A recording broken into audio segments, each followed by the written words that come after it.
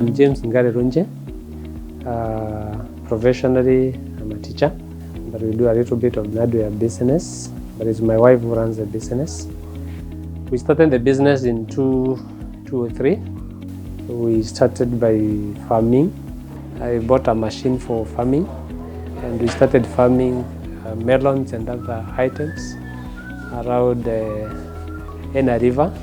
But then eventually, we decided to integrate that with the Mituba business. We are going for Mituba shoes, what you call camera.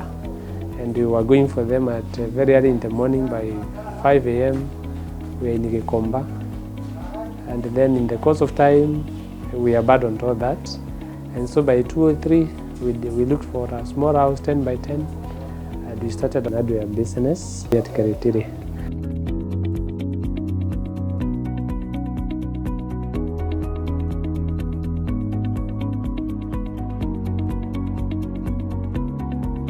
There was a kind of a monopoly, and the prices were too high. I remember somebody buying a trowel from our business around 205, and the trowel we were selling it at 250.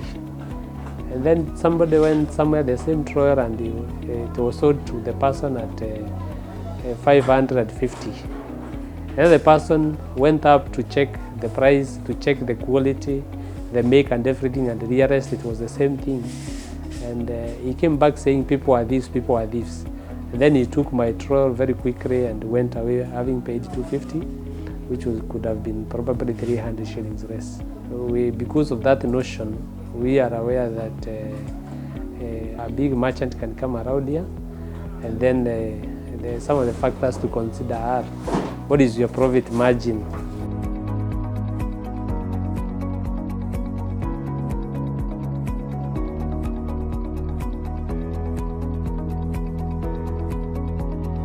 Capital.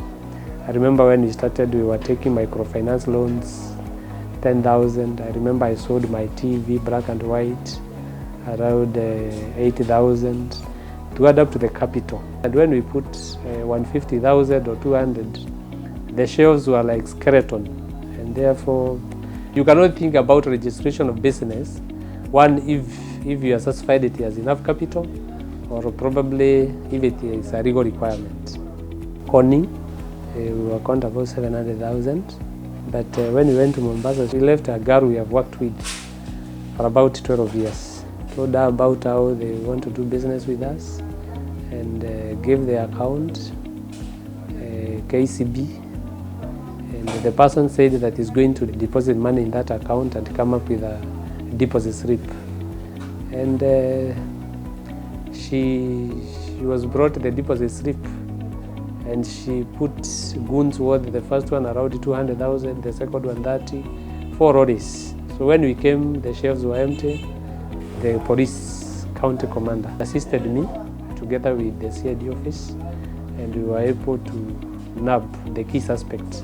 The case is still ongoing, Chicago Magistrate Court. Then we have customers who start with you so well. We have so many debts, uncollected debts. 70% are trustworthy, but the 30% can get you home. So we have so many uncollected debts. I remember we have a case ongoing at Temple Courts, which has gone on for 4 years. And the person, we supplied to them materials worth 3 million, about 3 million. They refused to pay 650. And now the case has gone on for about, this is the 4th year. And you are there with the court servers, your lawyer, and the person has never appeared in court physically. It's only me who uses my money to claim my money. So those are some of the challenges you find in Kenya, that you don't want to take people to court because our judicial system, even without the financial crisis, has failed us a lot. You cannot operate with the people and miss to give people credit. Those people who are established in Nairobi so far, the Wahidis, the merchant suppliers, most of them have stopped giving credit. So you can only stop giving credit, especially when you are so established, or you sieve your clients until somebody has a track record.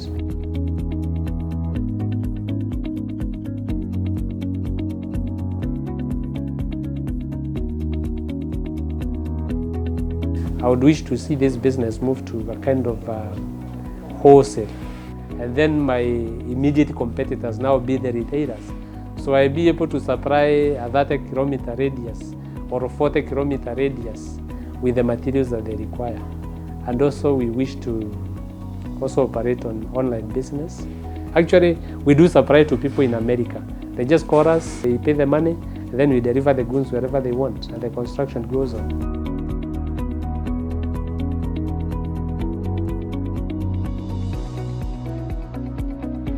We're creating kind of a network with the various offices or the county government or the main government, and also ways to grow.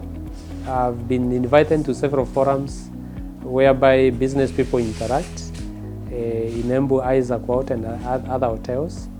And I think there are good avenues for business people to be able to grow and to move out of their own cocoons.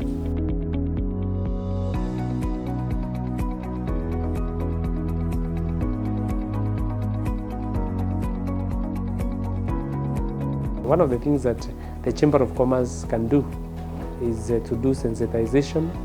You tell people to come out. You enlighten them even on their rights and other issues.